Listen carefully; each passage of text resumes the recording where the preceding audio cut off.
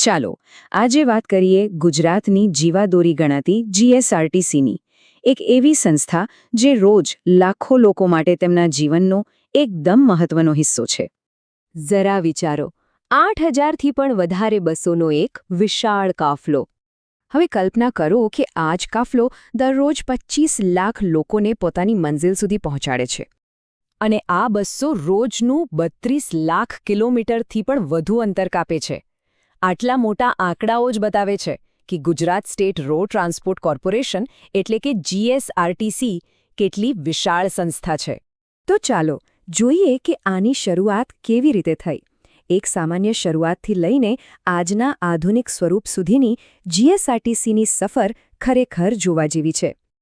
અહીં જે વાત સૌથી વધુ રસપ્રદ છે તે એ છે કે છેલ્લા 6 દાયકામાં આ સંસ્થાએ કેટલી મોટી છલાંગ લગાવી છે. આ સમયગાળામાં આવનારા ભવિષ્ય માટે એક મજબૂત પાયો નંખાયો. પણ વાત ખાલી બસોની સંખ્યા વધારવાની નહોતી. ખરો બદલાવ તો એ વિચારમાં હતો કે લોકોના મુસાફરીના અનુભવને જ કેમ ન બદલી નાખો. અને આ જ વિચાર એમના વિઝનને ખૂબ સારી રીતે દર્શાવે છે. બસ સ્ટેશનોને સામાન્ય નહીં પણ એરપોર્ટ જેવા બસ પોર્ટ બનાવવા, એક વર્લ્ડ ક્લાસ એક્સપિરિયન્સ આપવાનો ધ્યેય.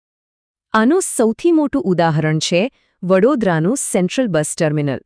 લગભગ 114 કરોડ રૂપિયાના ખર્ચે બનેલું આ બસ પોર્ટ રોજના 35,000 મુસાફરોને આરામ અને સુવિધાનો અનુભવ કરાવે છે. તો એક વાત તો સ્પષ્ટ છે કે બસ પોર્ટ જેવી ભૌતિક સુવિધાઓ તો અપગ્રેડ થઈ, પણ કહાનીનો બીજો મહત્વનો ભાગ હતો ડિજિટલ ક્રાંતિ.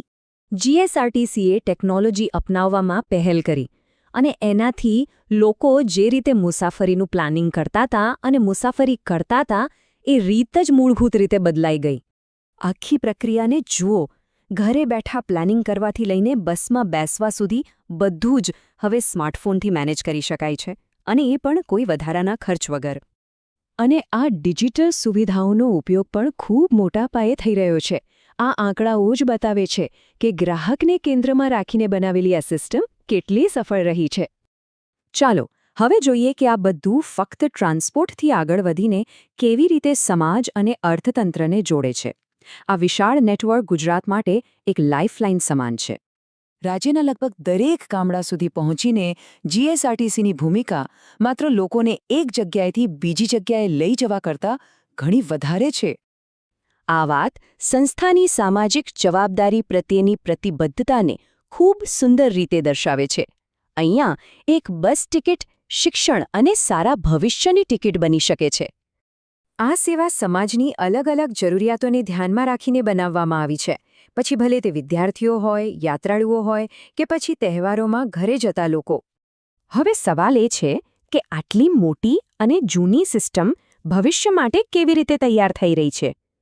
તો એનો જવાબ છે સસ્ટેનેબિલિટી, એટલે કે પર્યાવરણનું રક્ષણ.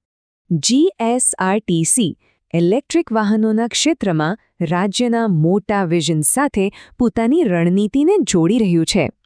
અહીંયા જે વાત સમજવા જેવી છે એ છે કે જીએસઆરટીસીના પ્રયાસો રાજ્યના મોટા લક્ષ્યનો જ એક ભાગ છે. જાહેર પરિવહન આ બદલાવને આગળ વધારવામાં મદદ કરી રહ્યું છે. તો અહીં મુખ્ય મુદ્દો એ છે કે આ કોઈ અચાનક આવેલો બદલાવ નથી. આ એક વ્યૂહાત્મક, તબક્કાવાર યોજના છે જેથી આ પરિવર્તન સરળ અને લાંબા ગાળા સુધી ટકી શકે. જીએસઆરટીસીની આ આખી સફર જાહેર પરિવહનના વિકાસની એક ગાથા છે. એક એવી સંસ્થા જે આર્થિક વિકાસ, સામાજિક સમાનતા અને પર્યાવરણની સુરક્ષાને વેગ આપે છે. આ બધું જોયા પછી એક છેલ્લો વિચાર આવે છે કે જે રીતે જીએસઆરટીસીએ સ્કેલ, સેવા અને સસ્ટેનેબિલિટીને જોડ્યા છે, શું એ જ મોડેલ આખા દેશમાં જાહેર પરિવહનને નવી દિશા આપી શકે છે?